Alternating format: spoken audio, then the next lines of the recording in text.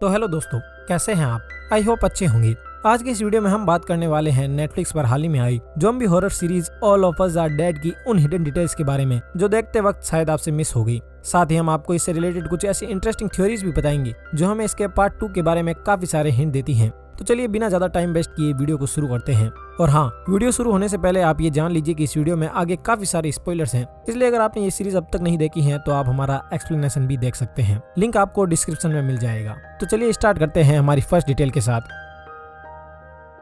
Series में आपने इस कैरेक्टर को तो देखा ही होगा। ये सीरीज की one of the most hated characters में से एक है। ये वही नायोन है जो बात बात पर गेंगसू से लड़ती रहती थी और आखिर में जाते जाते इसने गेंगसू को ज़ॉम्बी भी बना दिया था। इस कैरेक्टर को प्ले करने वाली एक्ट्रेस का नाम ली यूमी है। और अब अगर आपको इस एक्ट्रेस को देखने के बाद ऐसा लग रहा है कि इसे आपने पहले भी कहीं देखा है तो आप सही हैं। ये एक्ट्रेस हमें स्क्विड गेम में भी नजर आ चुकी है, जिसमें इन्होंने प्लेयर नंबर 240 के रूप में सिबियोक की फ्रेंड का किरदार निभाया था। इस सीरीज में ओंजो को लेकर भी एक काफी इंटरेस्टिंग थ्योरी चल रही है। इस थ्योरी के मुताबिक पूरी ह्योसान सिटी में ओंजो एकमात्र ऐसी इंसान है जो इस वायरस से पूरी तरह इम्यून है। इस थ्योरी के पीछे ये तर्क दिया जा रहा है कि सीरीज की स्टार्टिंग में जब ओंजो और सियोक स्कूल की सबसे पहले इन्फेक्टेड स्टूडेंट को डॉक्टर के पास ले जा रहे थे, तब वहाँ पर उस स्टूडेंट ने ओंजो को भी काट लिया था। हालांकि उस सीन में हमें ओंजो की चोट को हल्की फुल्की खरोच की तरह दिखाया गया, लेकिन कई लोगों का मानना है कि इस सीन में उस ज़ॉम्बी ने ओंजो को भी काटा था। लेकिन ओंजो की बॉडी वायरस से पूरी तरह इम्यून है, इसलिए उसे वहाँ पर कुछ भी नहीं हुआ। ओंजो के बारे में हमने जो पिछली थ्योरी बताई थी उसी से रिलेटेड एक और थ्योरी भी सामने आ रही है। इस थ्योरी के मुताबिक अगर ओंजो सच में वायरस से इम्यून है तो हो सकता है कि अगले सीजन में हमें देखने को मिले कि ओंजो के ब्लड में मौजूद एंटीबॉडीज का इस्तेमाल करके साइंटिस्ट वैक्सीन बनाने में कामयाब होंगे और इस वैक्सीन से ही दूसरे लोगों के शरीर में भी एंटीबॉडीज क्रिएट की जाएगी। लेकिन ये थ्योरी गलत भी हो सकती है क्योंकि ये वायरस लगातार खुद को इवॉल्व कर रहा है।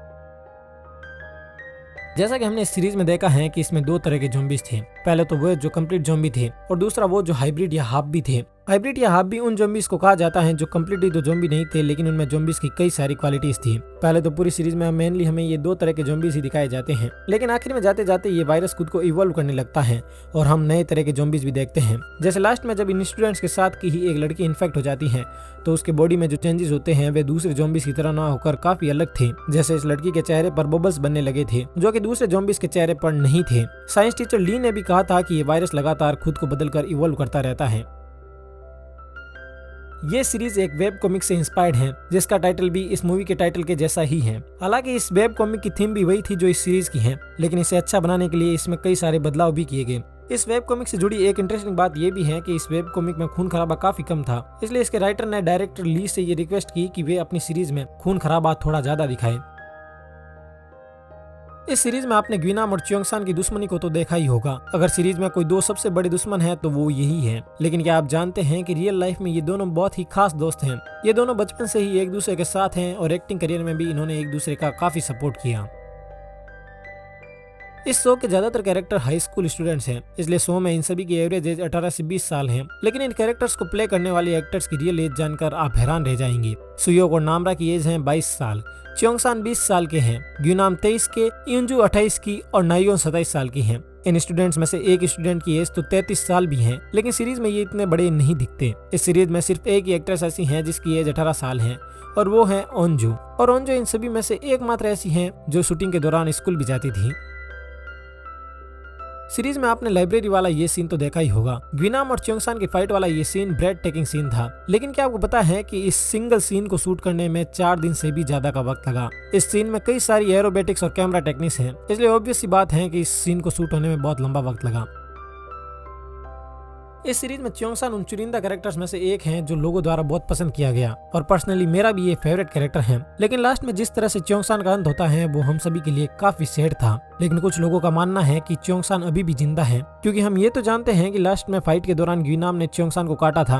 पर क्या आपने ये नोटिस किया कि ग्विनाम के काटने के काफी देर बाद तक भी च्योंगसान कंप्लीट ज़ॉम्बी नहीं बना। उसकी नाक से खून तो आ रहा था, लेकिन वह अब भी सही सलामत खड़ा था, जिसका मतलब है कि च्योंगसान अब हाफ भी बन गया था। और ये तो हम सभी जानते हैं कि हाफ बीज में कई सारी सुपर पावर्स थी। जैसे हाफ बी बनने के बाद उनमें बहुत ज्यादा फिजिकल स्ट्रेंथ आ जाती है और वो बहुत ही जल्दी किसी चोट से रिकवर भी हो जाते हैं। ये सब पावर्स हमने ग्विनाम और नामरा में भी देखी थी। अब अगर इस थ्योरी को हम च्योंगसान के सिनेरियो में फिट कर दे तो हमने देखा था कि लास्ट सीन में जब च्योंगसान नीचे कूदा था तब उसके सामने ग्विनाम था, और हो सकता है कि उस वक्त ग्विनाम ने उसकी शील्ड का काम किया हो और एक्सप्लोजन से आने वाली सारी की सारी हीट को खुद में ही अब्सॉर्ब कर ली, जिस कारण च्योंगसान इस हीट से बच गया। उस वक्त हम ये भी देखते हैं कि एक्सप्लोजन के कारण जब च्योंगसान और ग्विनाम नीचे गिर रहे होते हैं तब उनके नीचे कई सारे ज़ॉम्बीज थे, इसलिए हो सकता है कि जब वो नीचे गिरे तो उनके नीचे ज़ॉम्बीज होने के कारण उन्हें चोट नहीं लगी, और फिर जब एक्सप्लोजन से निकली हुई हीट ठंडी होगी तो च्योंगसान बाहर आ गया होगा और उसकी चोट भी रिकवर कर गई होगी। अब अगर इस पूरे पॉइंट को शॉर्ट में कहा जाए तो हम ये कह सकते हैं कि इस बात के काफी चांसेस हैं कि च्योंगसान अभी भी जिंदा है और हो सकता है कि अगले सीजन में हम उसे एक बार फिर देखें।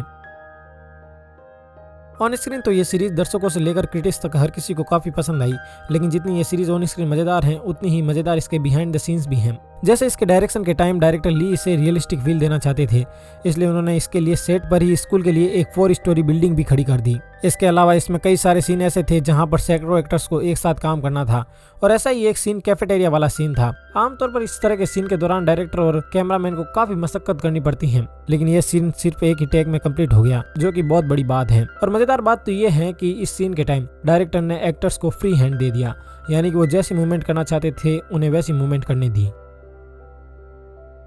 इस सीरीज में आपने एक चीज नोटिस की होगी कि इसमें जो ज़ॉम्बीज दिखाए जा रहे हैं वो जिस तरह मूव और वॉक करते हैं वो काफी अमेजिंग और क्रीपी हैं और दिखने में काफी नेचुरल भी लगती हैं। लेकिन आपको ये जानकर हैरानी होगी कि इस तरह वॉक और मूव करने के लिए भी इन एक्टर्स को एक प्रोफेशनल कोरियोग्राफर की गाइडेंस में घंटों रिहर्सल करनी पड़ी, और इसी रिहर्सल का नतीजा था कि इन एक्टर्स की ज़ॉम्बी मूवमेंट एकदम ओरिजिनल लगती है।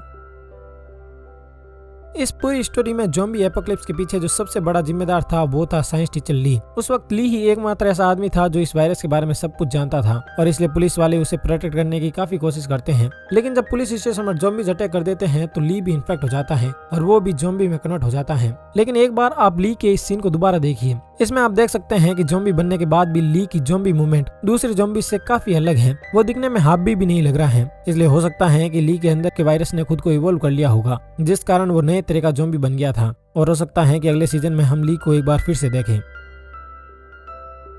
नेटफ्लिक्स के यूट्यूब चैनल पर जब इस सीरीज के बिहाइंड द सीन्स आए तो इसके डायरेक्टर ली जे क्यू ने इससे जुड़ी हुई बहुत से मजेदार किस्से शेयर किए, और ऐसा ही एक किस्सा एक कैरेक्टर यांग डेसू से भी जुड़ा हुआ है। दरअसल एक सीन में जब सभी स्टूडेंट छत पर बैठे होते हैं तो इन सभी को मोटिवेट करने के लिए डेसू एक गाना गाता है, जिसमें वह गाता है कि हम सभी घर जाएंगे। लेकिन इस गाने के बारे में मजेदार बात तो ये है कि ये गाना स्क्रिप्ट का हिस्सा तो था, लेकिन इसे किसी राइटर ने नहीं लिखा, बल्कि इसे गाने वाले एक्टर ने खुद ही इसे लिखा और कंपोज भी किया। दरअसल डायरेक्टर ली ने इस कैरेक्टर को प्ले करने वाले एक्टर को ये चैलेंज दिया था कि इस गाने को वो खुद ही तैयार करें। इस सीरीज में हमें कई बार कोविड का नाम भी सुनने को मिलता है, लेकिन जब ये स्क्रिप्ट लिखी जा रही थी तब कोविड के बारे में कोई नहीं जानता था। कोविड तो जब इसकी शूटिंग चल रही थी तब आया। 2020 में जब इस सीरीज की शूटिंग शुरू हुई तो कुछ ही समय बाद कोविड के कारण इसे रोकना पड़ा, और बाद में जब शूटिंग वापस स्टार्ट हुई तो डायरेक्टर ने इसमें कोविड को भी ऐड कर लिया, जो कि एक बहुत अच्छा मूव था, क्योंकि कोविड के कारण व्यूअर्स इससे ज्यादा रिलेट कर पाए। एक इंटरव्यू के दौरान इसके डायरेक्टर ली ने इसकी कलर स्कीम को रिवील किया। अगर आपने इस सीरीज को देखते वक्त थोड़ा सा भी ध्यान दिया होगा तो आपने नोटिस किया होगा कि जब सीरीज स्टार्ट होती है तब इसके कलर्स काफी ब्राइट थे, लेकिन कहानी जैसे जैसे आगे बढ़ती है इसकी थीम डार्क होती जाती है। इसके अलावा आपने ये भी नोटिस किया होगा कि यहाँ पर जो इन बच्चों की स्कूल यूनिफॉर्म है उसका कलर ग्रीन है, और इसके पीछे वजह ये है कि ग्रीन कलर पर रेड कलर ज्यादा दिखता है, और क्योंकि पूरी सीरीज में काफी खून खराबा था इसलिए डायरेक्टर ने स्कूल यूनिफॉर्म के कलर को ग्रीन चूज किया। यह सेम कलर स्कीम हम स्क्विड गेम में भी देख सकते हैं, जहाँ पर सभी प्लेयर्स की जर्सी ग्रीन थी। तो आज के इस वीडियो में बस इतना ही। अगर आपको ये वीडियो पसंद आया हो तो इसे लाइक कीजिए और चैनल को सब्सक्राइब कीजिए, और हाँ, कमेंट सेक्शन में अपनी राय देना बिल्कुल भी मत भूलिएगा। धन्यवाद।